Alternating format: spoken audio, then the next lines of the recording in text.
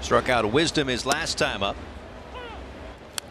Marlins are holding a 3-1 lead over Chicago. We're in the fourth.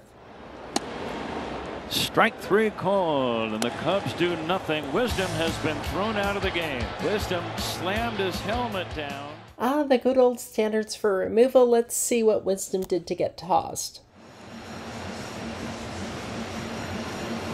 Umpire James Jean tossing him immediately. Throwing equipment should not be an ejection unless it's, quote, extremely severe. So either Jean judges this to be extremely severe. Called strike three. Slurve on the outside part of the plate, and that's it for Wisdom. I don't see this as extremely severe, but I do see a contributory factor, which is slight bat toss, arm gesture, which again is nothing on its own, but if the umpire adds all the parts together, he might come up with an ejection by addition. I think this should have been an equipment violation, and that's it. I don't agree with the ejection. He might be more upset at himself, but either way, it was a rather quick hook. Both callables were strikes, so those were correctly officiated, but the ejection itself I thought could have been a warning. He was frustrated, and then it's a nasty pitch on the outside corner with a slider, first strike. If he's not saying anything to you or he hasn't looked at you... I mean, histrionic and throwing are still ejectable if it's severe, but my whole point is this should have been a warning. Anyway, onward. Intentional walk to Sanchez. Let's see if Merriweather can work out of it. A pinch runner goes in the game at first. 8th inning, runners on second and third, so the Chicago will intentionally walk to load the bases. It was 1952, Virgil Trucks, and the batter is Jonah Bride. Now a throw to first. I'm not sure what they were appealing. Welcome to an appeal play for a missed base touch. Let's look at what happened here. Previous play no matter what we do, so I don't know what the argument might be here.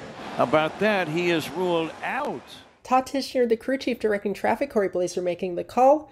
The pinch runner just put into the game is declared out. How did that happen? He never went all the way to the base.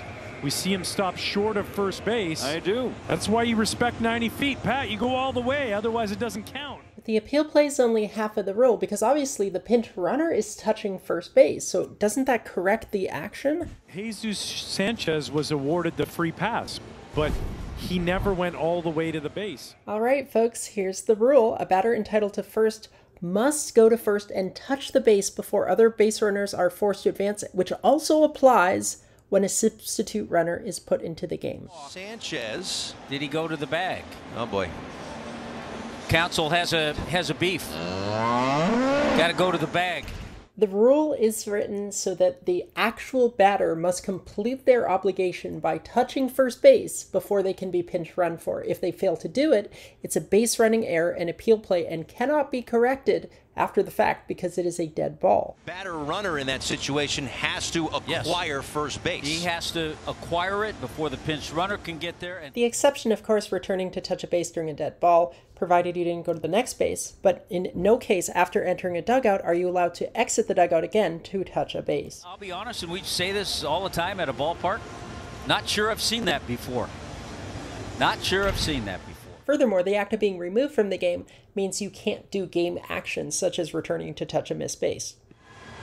And actually, John Jay should be... He said he never touched first base. Yeah, John Jay should have been helping him out a little bit, too.